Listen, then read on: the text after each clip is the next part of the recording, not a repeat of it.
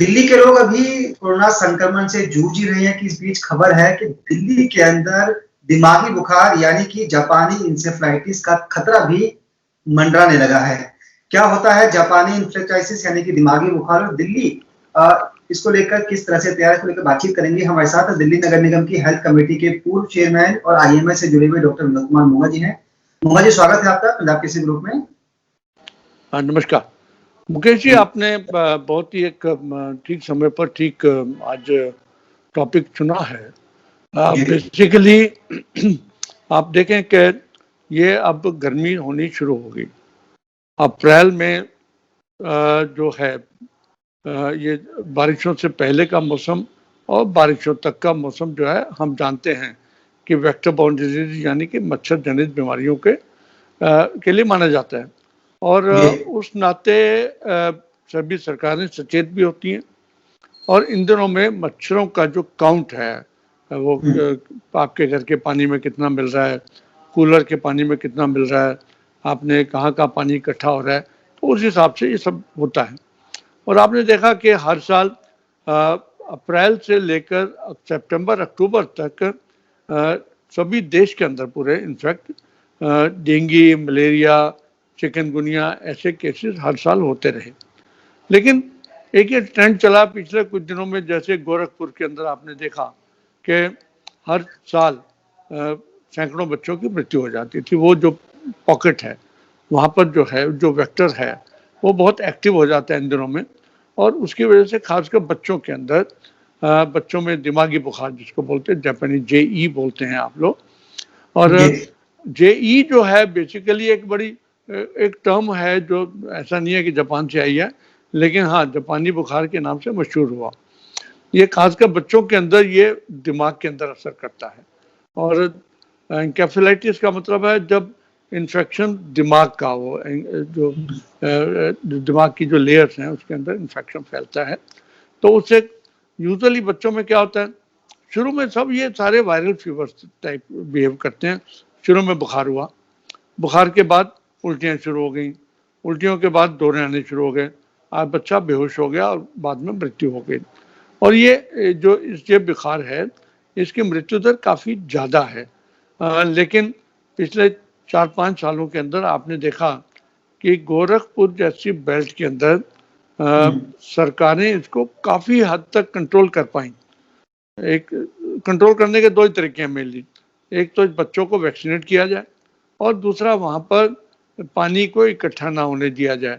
जबकि ये जो मच्छर पैदा होगा नहीं तो आएगा कहाँ से, मरेगा कहाँ से। तो ये यूपी सरकार ने इसके ऊपर काफ़ी कंट्रोल किया। लेकिन हाँ, दिल्ली के अंदर जो क्यूलेक्स मच्छर है, एनोफ्लीज है, एडीज, जो सब लोग जो मच्छर फैलते हैं उनका भी आपने देखा पिछले 3-4 सालों के अंदर प्रकोप कम हो रहा था। और चाहे लोगों की जागरूकता को, पानी इकट्ठा नहीं होने देना या अपने वाटर कूलर को चेक करते रहना, सरकारें भी जानकारी धीरे धीरे समय समय पर कॉरपोरेशंस हैं सरकारें वो सब देती रही हैं। लेकिन हाँ, ये एक चिंता का विषय है जो अभी रिपोर्ट आई है कि जो नॉर्मल इस वक्त का जो मॉस्किटो काउंट होना चाहिए उससे ये कम से कम भी 6-7 गुना जो दिल्ली के आसपास के क्षेत्रों में देखने को मिल रहा है। ये एक डेफिनेट चिंता का विषय है और सरकारों को भी और पब्लिक को भी चेतना पड़ेगा कि अगर हम चाहें कि भी बीमारी ना हो, इसके लिए हमें पूरी प्रिकॉशंस लेनी चाहिए। सर, आपने बताया कि सिम्टम्स क्या हैं, बच्चों में किस तरह के सिम्टम्स आते हैं। क्या कोई तरीका है कि मच्छर को भी पहचान सकें? क्योंकि डेंगू का मच्छर जैसे रात के समय में नहीं काटता, ज्यादा ऊंचा नहीं उड़ता, इस मच्छर में भी सर ऐसी कोई पहचान इसकी? मुकेश जी, ऐसा जो वैसे तो अब ये भी रात और दिन वाला भी फंडा खत्म हो गया। हम कहते थे रात में नहीं काटता, दिन में काटता है, ये टांगों तक ऊपर आता है और ज़्यादा ऊपर नहीं काटता। क्योंकि बेसिकली अब मल्टी स्टोरी फ्लैट बन गए, पूरी लाइटें रात को भी जलती हैं। तो ये एक वो जो था ना कंसेप्ट, वो काफ़ी धूमिल सा कंसेप्ट हो चुका है। इसलिए इस मच्छर के ऊपर अब कोई दिन रात की पाबंदियाँ नहीं रही। और अब मतलब नेकेड आई से आम आदमी पहचान भी नहीं सकता। लेकिन यूजुअली जो खासकर अगर हम दिल्ली की बात करें, जो मच्छर आपको रात को सोते हुए तंग करे, जो एक मोटा मोटा मानते थे, वो जी जो वो जो है वो डेंगू नहीं करेगा, ठीक है नहीं, जी वो आपको तंग जरूर करेगा, डेंगू वो नहीं करेगा।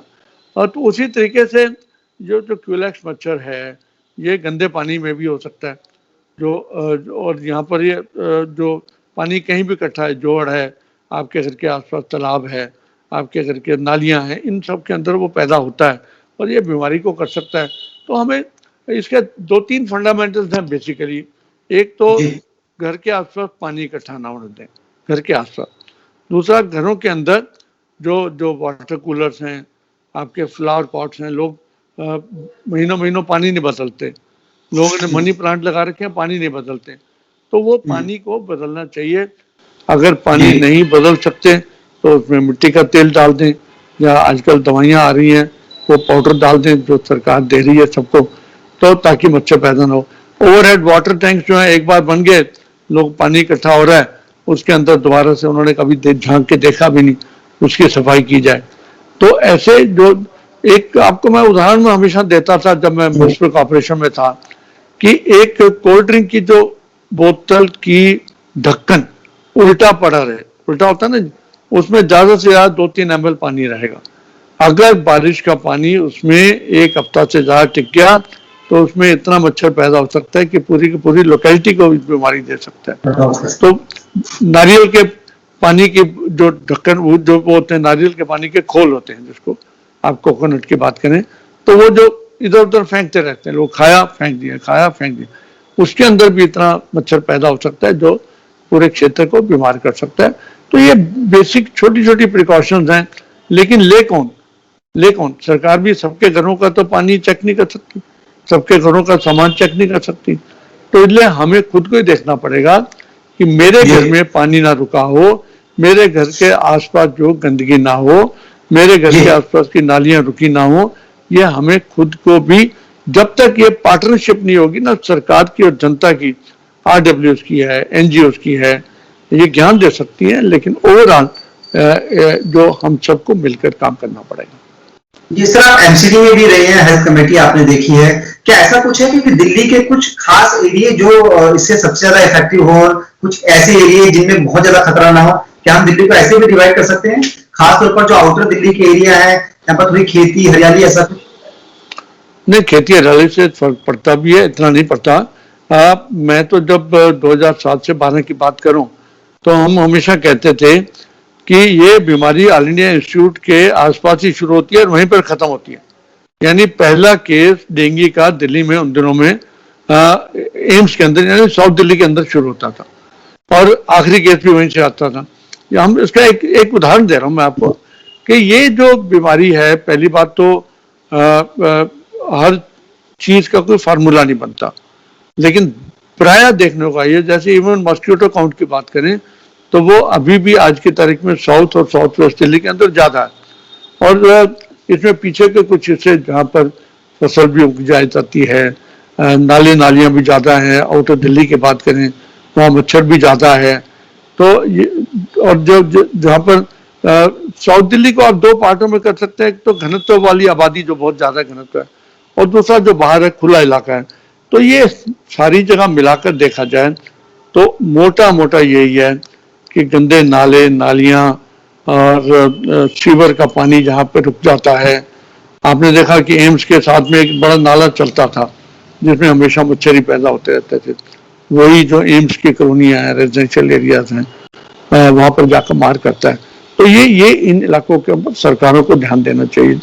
जब मैं MCD के अंदर था तो हम बड़े बड़े ट्रकों में जो कंटेनर्स होते हैं उसमें मच्छर को मारने वाली दवाइयां डालकर, चाहे रेलवे लाइन की, रेलवे ट्रैक के आसपास जो पानी इकट्ठा होता है वो, या गंदे बड़े नालों के अंदर, हम दूर से दवाई का जो वहां पर छिड़काव करते थे।